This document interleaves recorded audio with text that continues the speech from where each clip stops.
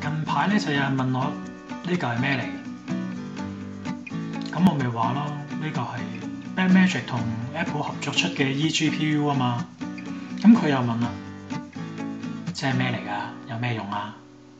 咁我又開始覺得有少少奇怪，但我諗翻轉頭咧，唔識 eGPU 其實好正常嘅喎。咁所以咧，今次咧就同大家講下 eGPU 究竟係咩？eGPU 即係 External Graphic Processing Unit， 香港應該即係叫外置 display card 咁上下啦，或者係外置 graphic card 咁上下啦。咁即係咩啊？有咩用啊？首先咧，你要知道 GPU 即係 Graphic Processing Unit， 香港就叫display card 啊。graphic card 啦咁樣，又唔知啊。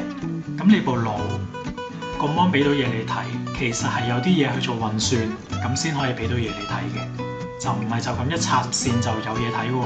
係喺01-02年打後啲電腦咧，就已經開始將呢一個 GPU 呢一個功能咧，就直接已經係整咗喺個電腦嘅底板嘅南北橋裡面，即係 onboard display。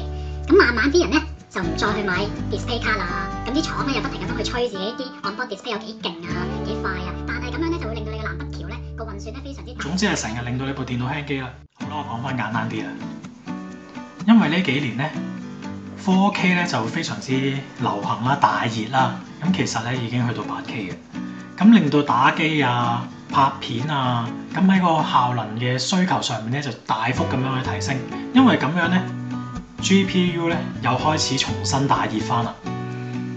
其實都因為要炒 Bitcoin 啦，咁你部電腦打下機，無啦啦卡住，你俾人殺咗都唔知咩事，唔掂噶嘛！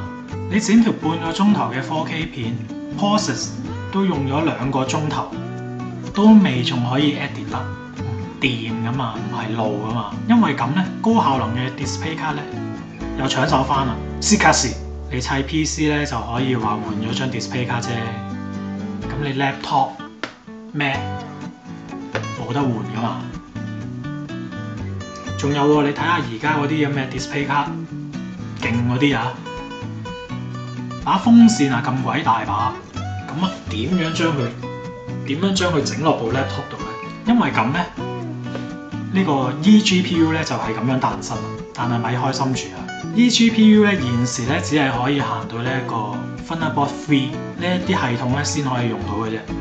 而且咧，仲係唔會向下支援嘅，即係話咧舊嘅Thunderbolt 2啊、Thunderbolt 啊、Firewire 88啊，佢啲全部你都唔使諗啦。咁 Mac 嘅用家咧，即係咧16年打後嘅 MacBook Pro 啦、iMac 啦、iMac Pro 啦先會有啦。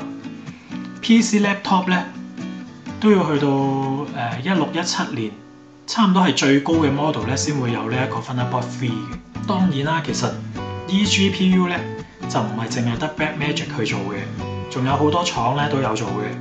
而且咧嗰啲廠咧大多數啦出嘅 eGPU 咧都係可以你自己換咗裡面嗰張 display card 嘅。咁而 Blackmagic 呢個咧係唔得嘅。